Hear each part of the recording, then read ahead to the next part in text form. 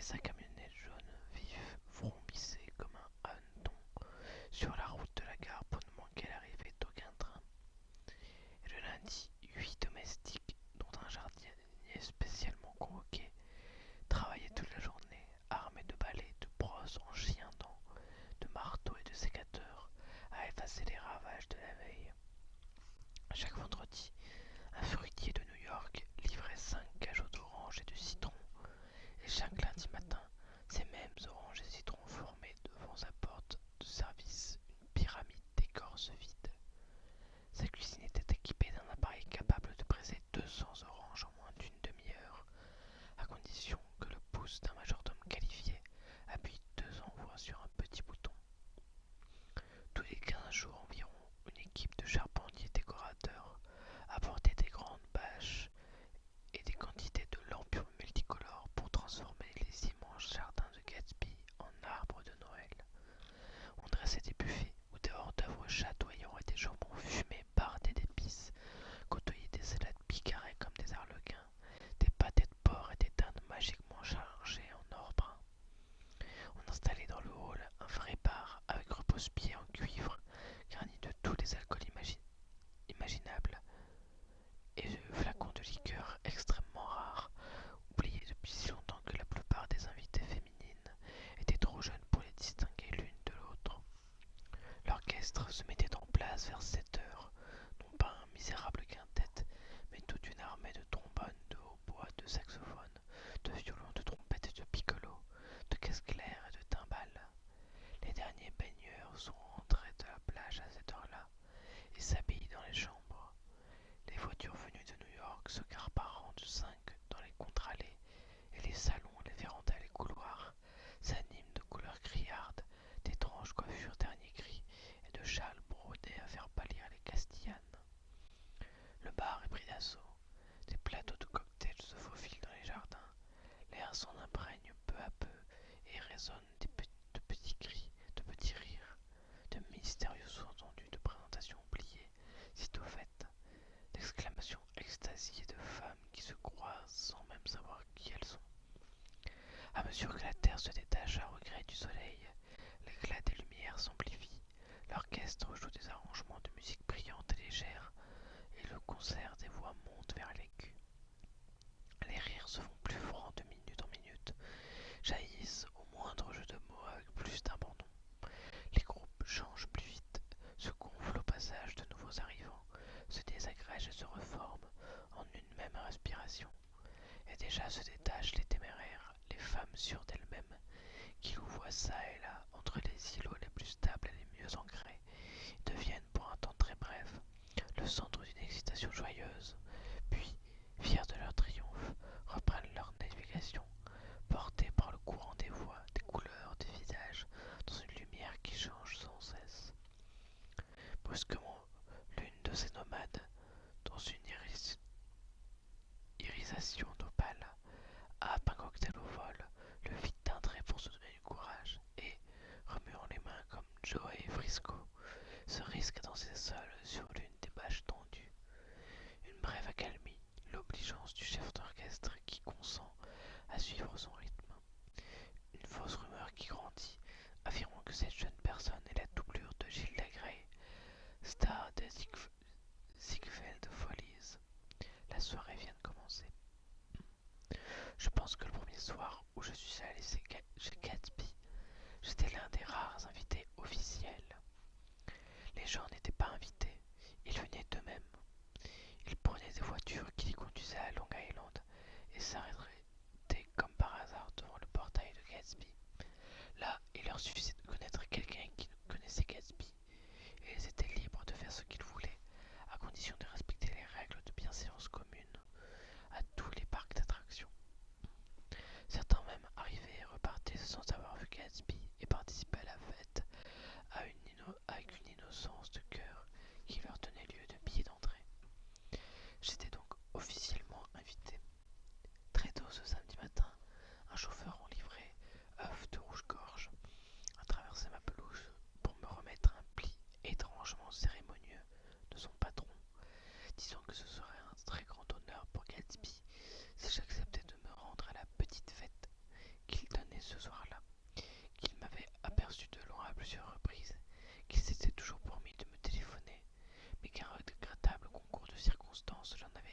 jusqu'ici, et c'était signé d'un majestueux paraphe. J. Gatsby. Vêtu de flanelle blanche, j'ai traversé sa pelouse un peu après 7 heures.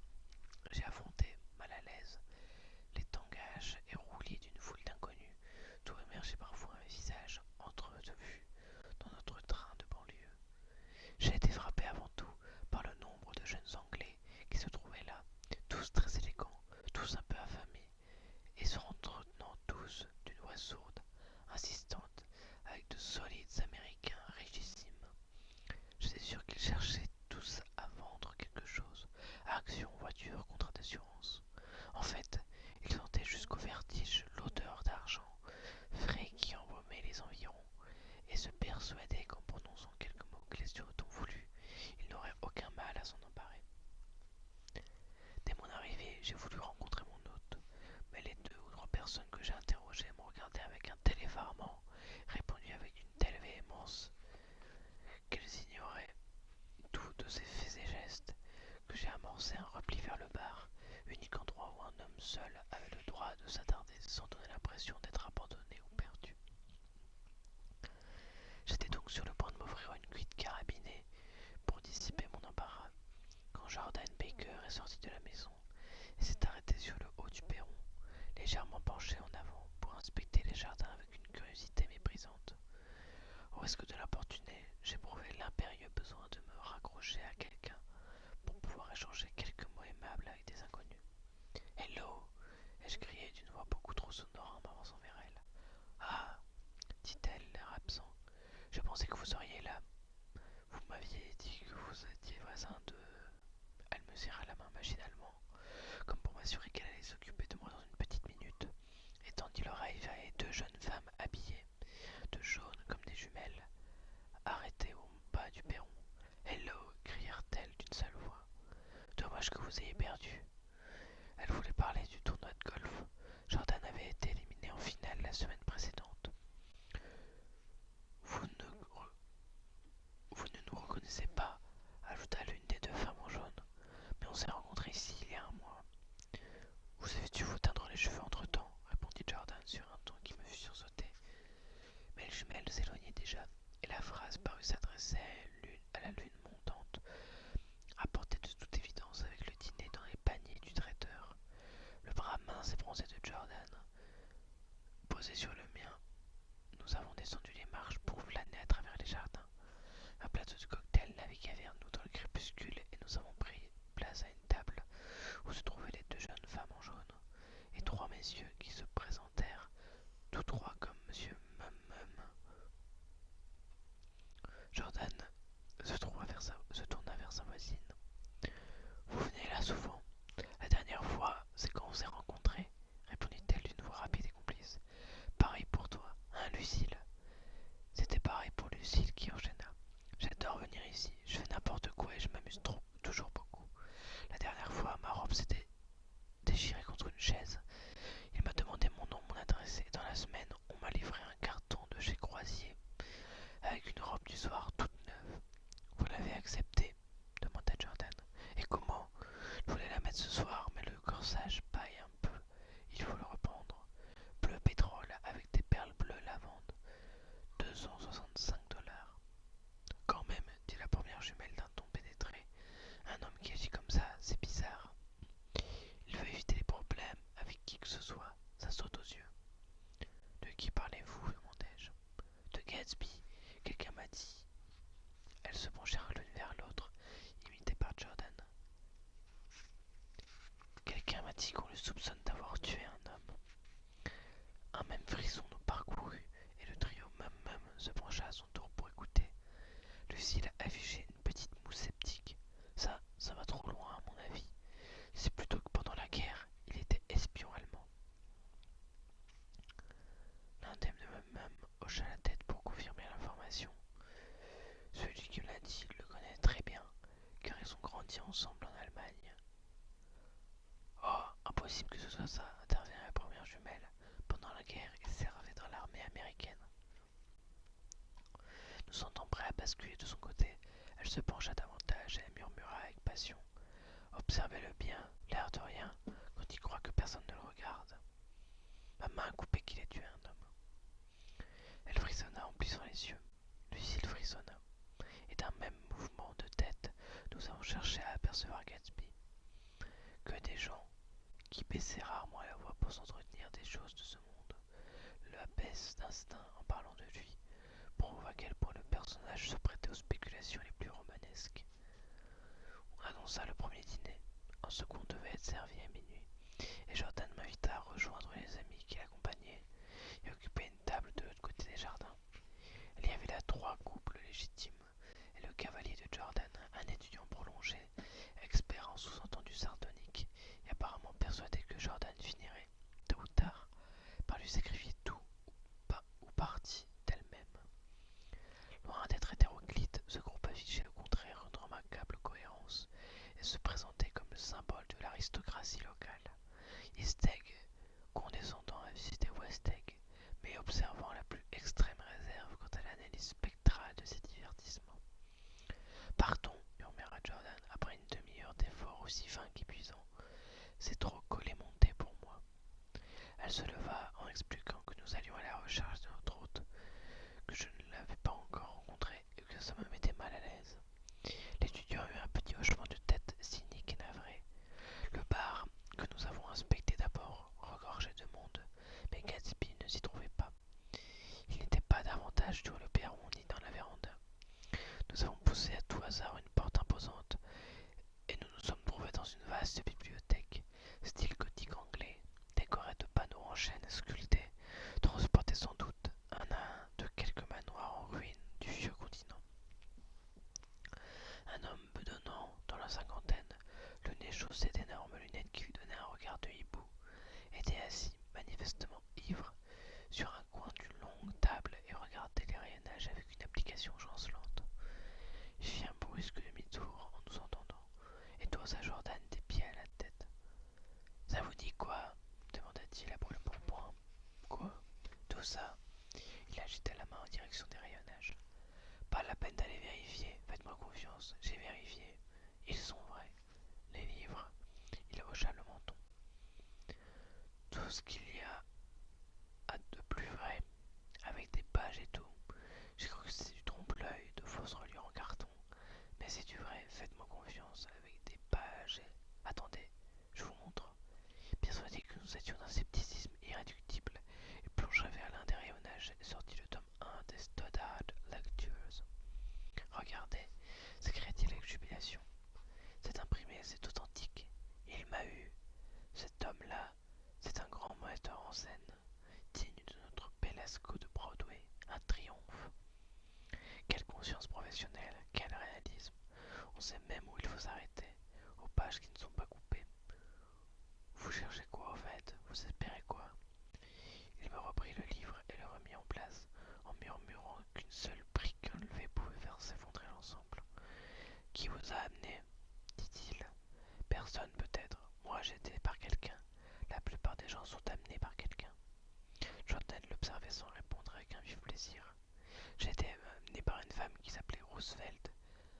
Mademoiselle Claude Roosevelt. Vous connaissez? Je l'ai rencontrée quelque part l'année dernière. Ça fait une semaine que je suis ivre, alors, pour que et tranquille, j'ai pensé que m'enfermer dans une bibliothèque, ça aiderait. Ça aide. Ça a l'air. Mais c'est un peu tout pour savoir. Ça fait 1 heure que je suis là. Je vous ai dit, pour les livres, ils sont... Vous nous l'avez dit. Nous lui avons serré la main avec componction, et nous sommes sortis. On dansait maintenant sur les pages tendues en travers des pelouses. De vieux messieurs poussaient devant eux des jeunes filles et leur faisaient écrire à reculons des petits cercles maladroits. Des couples plus expercés traînaient dans des figures acrobatiques et cherchaient des coins d'ombre. Et beaucoup de femmes seules ne dansaient qu'avec elles-mêmes ou permettaient aux musiciens de s'offrir une petite pause en grattant le banjo à leur place ou en frappant sur les cymbales. À minuit, le plaisir était à son comble. Un ténor en vogue avait chanté en italien et une célèbre contralto avait chanté un air de jazz. Entre les numéros, les gens se livraient dans les jardins à toutes sortes de facéties et d'énormes vagues de rire puéril et béat, jaillissant de rire puéril et béat, jaillissant vers le ciel d'été. 2 actrices jumelles, qui se trouvaient être nos femmes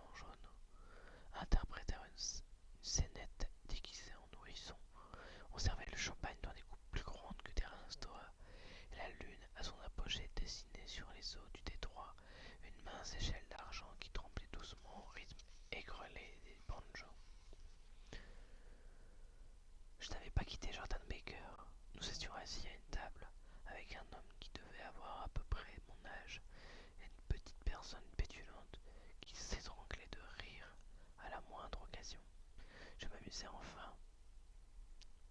Je vidai 2 rince-doigts de champagne, et la soirée s'était transformée à mes yeux en quelque chose d'imposant, d'essentiel, d'exemplaire. Profitant d'un instant de calme, l'inconnu me regarda en souriant. Votre visage me dit quelque chose. N'étiez-vous pas dans la 3e division pendant la guerre? Exact, au 9e bataillon d'artillerie, moi au 16e d'infanterie, jusqu'en juin 18. J'étais sûr de vous avoir déjà vu. Nous avons évoqué pendant un moment quelques villages de France, pluvieux et grisâtres. Sans doute habitait-il les environs, car il m'apprit qu'il venait d'acheter un hydravion et qu'il comptait l'essayer le lendemain matin. Voulez-vous l'essayer avec moi, cher vieux? Juste un petit tour au-dessus du détroit, sans nous éloigner du rivage. À quelle heure? Celle qui vous convient. J'allais lui demander son nom quand Jordan se tourna vers moi en souriant. Vous vous sentez mieux maintenant? Beaucoup mieux. J'expliquai à celui dont je venais faire la connaissance. C'est une soirée très étrange pour moi. Je n'ai pas encore rencontré mon hôte, j'habite tout près. J'hésitais la main en direction de la haie invisible qui nous séparait. Et ce Gatsby m'avait porté une invitation par son chauffeur. Il me regarda un instant, comme s'il n'était pas sûr d'avoir compris, et brusquement. Gatsby, c'est moi. Vous? Oh, je vous demande pardon. Je croyais que vous le saviez, cher vieux. J'ai l'impression d'être un bien mauvais maître de maison. Il me sourit avec une sorte de complicité qui allait au-delà de la complicité. L'un de ces sourires singuliers qu'on ne rencontre que 5 ou 6 fois dans une vie et qui vous rassure à jamais. Qui, après avoir jaugé, ou fin peut-être de jauger, le genre humain dans son ensemble, choisit de s'adresser à vous, poussé par un irrésistible préjugé favorable à votre égard, qui vous comprend à la mesure exacte où vous souhaitez que vous comprenne, qui croit en vous comme vous aimeriez croire en vous-même, qui vous assure que l'impression que vous donnez est celle que vous souhaitez donner, celle d'être au meilleur de vous-même. Arrivé là, son sourire s'effaça, et je n'eus devant moi qu'un homme encore jeune, dans les 30 à 32 ans, élégant mais un rien balourd, dont le langage policé frisait parfois le ridicule. Avant même de savoir qui il était, j'avais été surpris du soin avec lequel il choisissait ses mots. À l'instant, M. Gatsby se révélait ainsi à moi. Un majordome arriva en courant pour me prévenir qu'il avait vu Chicago au bout du fil. Il s'excusa d'un bref signe de tête qui s'adressait à chacun de nous. Quoi que vous désiriez, demandez-le, cher vieux, me recommanda-t-il. Pardonnez-moi, je reviens. Il s'éloigna et je me tournai vers Jordan, incapable de dissimuler plus longtemps mon étonnement. Monsieur Gatsby pour moi ne pouvait être qu'un quinquagénaire corpulent et couperosé. Qui est-ce? Le connaissez-vous? C'est quelqu'un qui s'appelait Gatsby, sans plus. Je veux dire, d'où vient-il? Qu'est-il censé faire? Elle eut un sourire un peu las. Alors, vous aussi, vous vous y mettez. Soit, il m'a dit un jour qu'il sortait d'Oxford. C'était une première esquisse d'arrière-plan que la phrase suivante effaça aussitôt. De toute façon, je n'y crois pas. Pourquoi? Je n'en sais rien, je ne pense pas qu'il y ait été. Voilà tout. Quelque chose dans le ton de sa voix me rappelait la réflexion de la jeune femme en jaune. Pour moi, il a tué un homme, et piqué ma curiosité.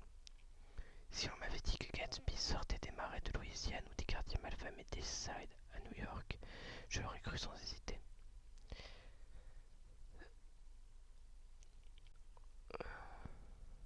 C'était tout à fait plausible, mais les jeunes gens ne pouvaient pas, c'est du moins ce que j'estimais dans ma naïveté provinciale, surgir tranquillement de nulle part et s'ouvrir un palais sur le détroit de Long Island. Quoi qu'il en soit, il attire beaucoup de monde, reprit Dorian, pour parler d'autre chose avec cette horreur du concret qu'elle tenait de son éducation. Je préfère ces oreilles-là, elles sont plus intimes. Quand vous n'êtes qu'une poignée d'invités, l'intimité est impossible. On entendit un roulement de timbales et la voix du chef d'orchestre domina le tohu-bohu des jardins. Mesdames et messieurs, à la demande express de M. Gatsby, nous allons vous jouer la toute dernière composition de M. Vladimir Tostov, qui était très remarqué à Carnegie Hall en mai dernier. Ceux d'entre vous qui lisent les journaux savent à quel point elle a fait du bruit. Il sourit avec condescendance et ajouta: pour du bruit, elle a fait du bruit. Après un éclat de rire général, il conclut avec force: l'œuvre s'intitule L'histoire du monde racontée par le jazz selon Vladimir Tostov.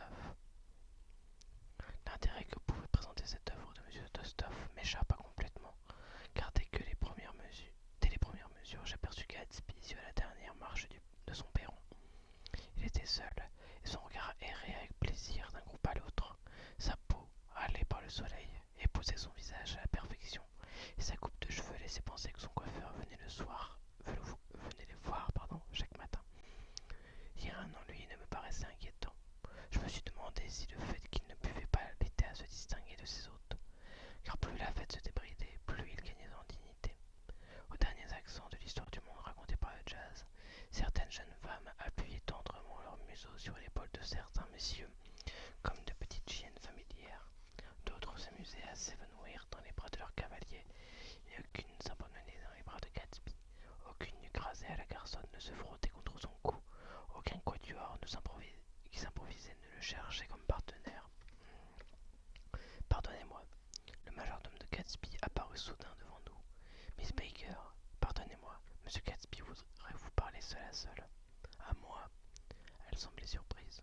À vous, Miss Baker. Elle se leva lentement et me regarda avec étonnement en haussant les sourcils, et suivit le majordome. Je remarquai qu'elle portait sa robe du soir et toutes ses autres robes comme autant de tenues de sport. Il y avait une telle aisance dans sa démarche qu'elle avait dû faire ses premiers pas sur un terrain de golf dans de petits matins lumineux et craquants. J'étais seul et il devait être environ 2 heures. Depuis un moment, des bruits difficiles à identifier arrivaient d'une grande pièce aux fenêtres ouvertes qui donnait sur la véranda. Évitant de justesse, le cavalier de Jordan plongeait dans une discussion d'obstétrique avec 2 chorus girls et qui insistaient pour que je les rejoigne. J'entrai dans la pièce. Il y avait foule. L'une des jeunes femmes en jaune jouait du piano. Une créature à cheveux roux appartenant à la troupe d'un music-hall célèbre était debout près d'elle et elle chantait. Elle avait bu beaucoup de champagne, et pendant sa chanson, elle avait décidé, sans raison apparente, que tout était triste, très très triste, si bien qu'en chantant, elle pleurait. À chaque pause de la musique, elle laissait échapper un sanglot étouffé, reprenait sa respiration et enchaînait d'une voix chevrotante de soprano. Les larmes coulaient le long de ses joues, mais avec une certaine difficulté, car en abordant la frange outrageusement fardée des cils, elles prenaient une couleur d'encre et continuaient leur chemin sous forme de lignes noirâtres. Quelqu'un ayant fait remarquer en riant qu'elle pourrait ainsi lire la partition sur son visage, elle leva les mains, s'effondra sur une chaise et sombra aussitôt dans un lourd sommeil idyllique. Elle s'est disputée avec l'homme qui se fait passer pour son mari, expliqua une jeune fille derrière moi. Je tournai la tête.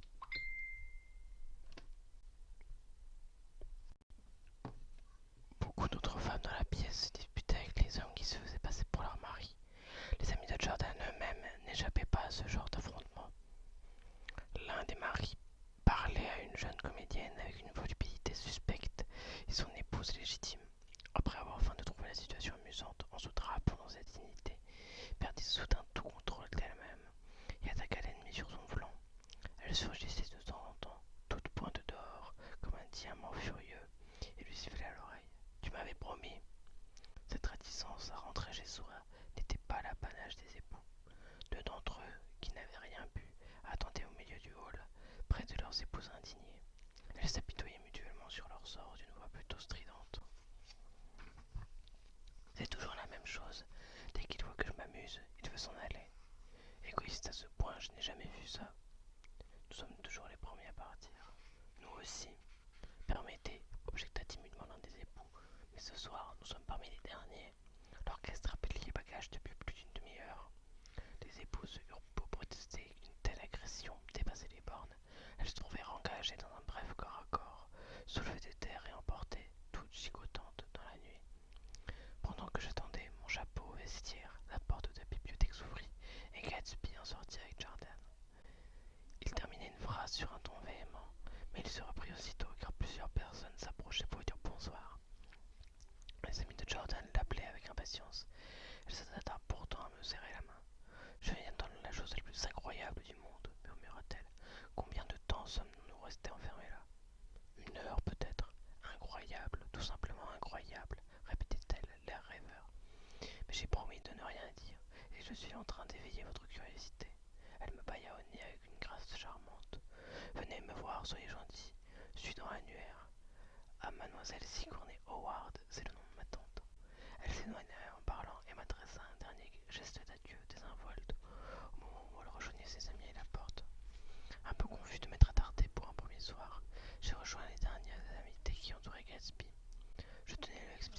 je l'avais cherchée dès mon arrivée et elle m'excusait de ne pas l'avoir reconnue dans le jardin. N'y pensez plus, cher vieux, n'en parlons plus, ni ces expressions familières, ni la façon dont il m'a touché l'épaule pour me rassurer de n'impliquer de sa part la moindre familiarité. Et n'oubliez pas les avions demain matin à 9 heures. De nouveau le majordome derrière lui. Philadelphie au téléphone. 1 minute, j'arrive. Dites que j'arrive. Bonsoir. Bonsoir. Il sourit. Oui, bonsoir. Et c'était soudain comme s'il m'approuvait d'être resté si tard, comme s'il l'avait espéré, attendu. Bonsoir, cher vieux, bonne nuit. Mais en descendant le perron, j'ai compris que la nuit n'était pas encore terminée. À 50 pas du portail, une douzaine de phares de voitures étaient braqués comme des projecteurs sur un spectacle étrange et cacophonique. Un couple de sport flambant neuf qui sortait à peine chez Gatsby reposait dans l'un des fossés de la route. Il ne s'était pas renversé, mais l'une de ses roues s'était détachée. L'arrêt d'un mur expliquait sans doute le comportement de cette roue qu'une demi-douzaine de conducteurs regardaient avec effarement. Comme ils avaient abandonné leur voiture et bloqué la circulation, un concert de klaxons, s'élevait par vagues furieuses, ne faisait qu'ajouter au désordre. Un homme vêtu d'un long cache-poussière était descendu du coupé et se tenait au milieu de la route. Son regard allait de la voiture à la roue et de la roue à ceux qui l'entouraient avec une stupeur amusée.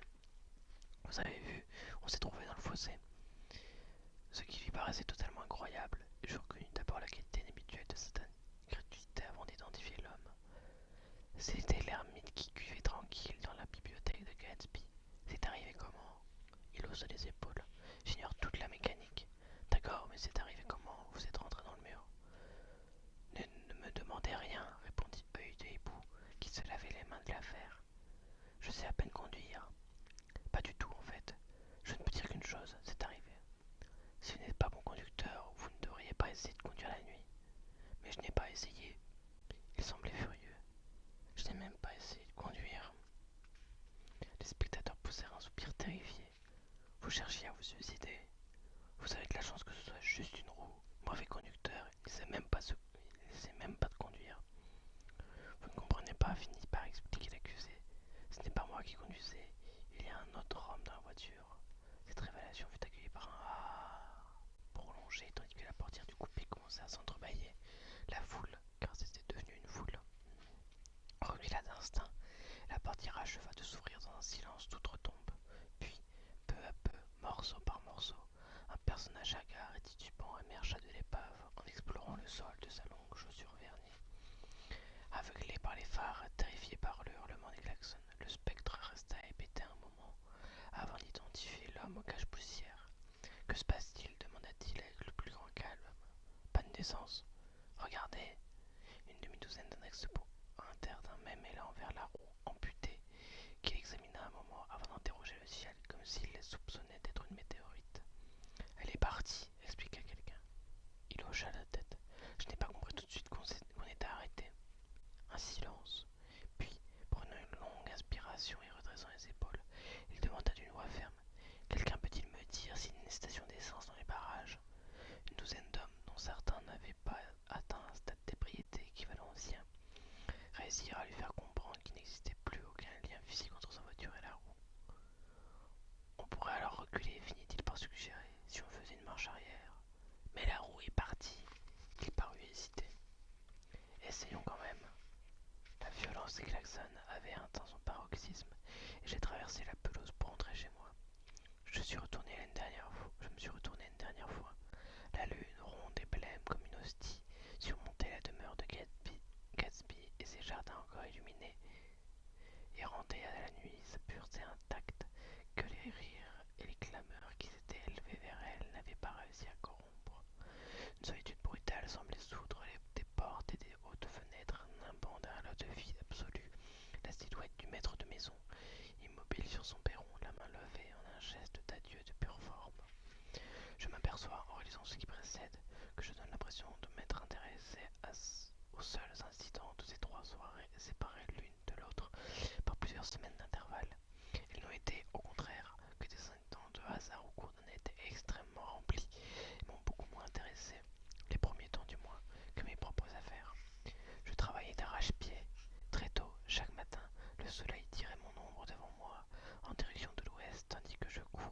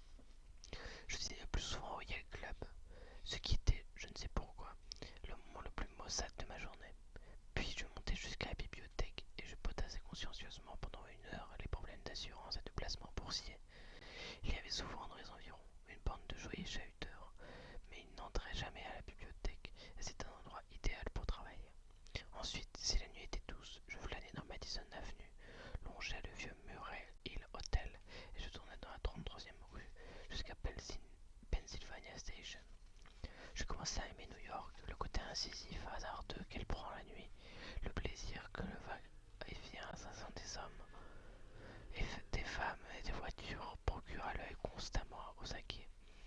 J'aimais remonter à la 5e avenue, isolé dans la foule de jeunes beautés romantiques, m'imaginer que je partageais leur vie pendant quelques minutes, et personne ne pouvait le savoir ni s'en offusquer. Parfois, je les suivais en rêve jusqu'à leurs appartements, au carrefour de rues secrètes, et elles tournaient la tête et me souriaient avant de s'effacer derrière une porte dans l'obscurité rassurante. La féerie du crépuscule, au-dessus de la métropole, me donnait certains soirs un amer sentiment d'isolement, sentiment que je devinais chez d'autres que moi. Jeune Claire sans argent qui rôdait devant les vitrines en attendant l'heure d'un dîner solitaire au restaurant. Jeune Claire dans la pénombre, cachant à jamais les moments les plus bouleversants de la nuit, de la vie. Vers 8 heures, à hauteur des 40e rues, quand les allées obscures se remplissaient du grondement des taxis qui se pressaient par rangs de 5 autour des théâtres, j'avais chaque soir le même coup au cœur. Des ombres se pressaient l'une contre l'autre au fond des voitures à arrêt, et des voitures chantaient, et des rires saluaient de mystérieuses plaisanteries, et des points rouges de cigarettes soulignaient des gestes inexplicables. Je m'imaginais faire partir de ces gens-là, courant vers les mêmes plaisirs, partageant leurs gaietés secrètes et leur souhaitant d'être heureux. Et je leur souhaitais d'être heureux. Je n'eus aucun signe de la visite de Jordan Baker pendant quelque temps, puis je l'ai revu au milieu de l'été. Au début, j'étais très flatté de sortir avec une championne de golf que tout le monde connaissait. Peu à peu, son sentiment s'est transformé. Sans être encore amoureux d'elle, j'éprouvais à son égard une sorte de tendre intérêt. Le masque de lassitude hautaine qu'elle offrait au monde dissimulait quelque chose. Un tel manque de naturel est souvent un signe de dissimulation, mais si n'en est pas la cause première. J'ai fini par découvrir ce que c'était. Nous avons été invités pour 2 jours à Warwick en fin de semaine. Elle a emprunté une voiture qu'elle a laissée sous la pluie en oubliant de fermer la capote, et elle s'en est tirée par un mensonge. Brusquement, je me suis souvenu de l'histoire qui la concernait et dont j'avais oublié les détails lors de la soirée chez Daisy. Au cours du premier tournoi important auquel elle participait, un bruit avait couru que la presse avait été sur le point de reprendre. Elle aurait légèrement poussé sa balle qui était mal placée pendant la demi-finale. L'histoire menaçait de tourner au scandale, et tout s'était calmé. Un caddie était revenu sur sa déposition, et l'unique témoin avait fini par reconnaître qu'il s'était peut-être trompé. Mais dans ma mémoire, l'incident et le nom restent intimement liés. Jordan Baker évitait d'instinct les gens lucides et perspicaces, et je comprenais maintenant pourquoi. Elle ne se sentait en sécurité que dans un milieu où le moindre manquement au code de l'honneur était impensable. Elle était incurablement malhonnête. Elle ne supportait pas d'être mise en échec et, pour compenser cette fragilité, je pense qu'elle s'était exercée à mentir dès son plus jeune âge afin de présenter au monde un sourire d'insolence glaciale, tout en citant aux exigences de son tempérament avide et cynique. Ce qui n'a rien changé pour moi. On ne peut pas en vouloir sérieusement à une femme d'être malhonnête. J'en étais triste un moment et je n'y ai plus pensé. C'était au cours de ce même séjour à Warwick que se place une étrange conversation concernant la conduite des voitures. Elle avait frôlé de si près une équipe d'ouvriers que l'un d'eux avait eu un bouton arraché par notre pare-choc. J'ai protesté. Vous êtes un danger public, essayez d'être plus prudente ou arrêtez de conduire. Je suis très prudente, absolument pas. Les autres le sont, dit-elle avec insouciance. Et alors, ça n'a rien à voir. Il m'évite, m'expliqua-t-elle. Pour un accident, il faut être deux. Supposez que vous tombiez un jour sur quelqu'un d'aussi imprudent que vous. J'espère que ça n'arrivera pas. Je déteste les imprudents. C'est pour ça que vous me plaisez. Ses yeux gris brûlés de soleil restaient fixés sur la route, mais de sa propre initiative, elle venait de modifier nos relations, et pendant un moment, j'ai cru que je l'aimais. Je suis pourtant quelqu'un qui réfléchit longtemps, et je suis encombré d'interdits personnels qui m'obligent à freiner mes instincts. J'en ai conclu qu'il fallait d'abord me libérer définitivement de ce qui m'attachait à ma ville natale. J'écrivais une fois par semaine. Je signais mes lettres Love, Nick, et je n'avais pas d'autre image que celle d'une petite moustache de transpiration qui ornait la lèvre supérieure d'une certaine jeune fille lorsqu'elle jouait au tennis. Il n'en existait pas moins une sorte d'accord implicite que je devais rompre avec élégance avant d'être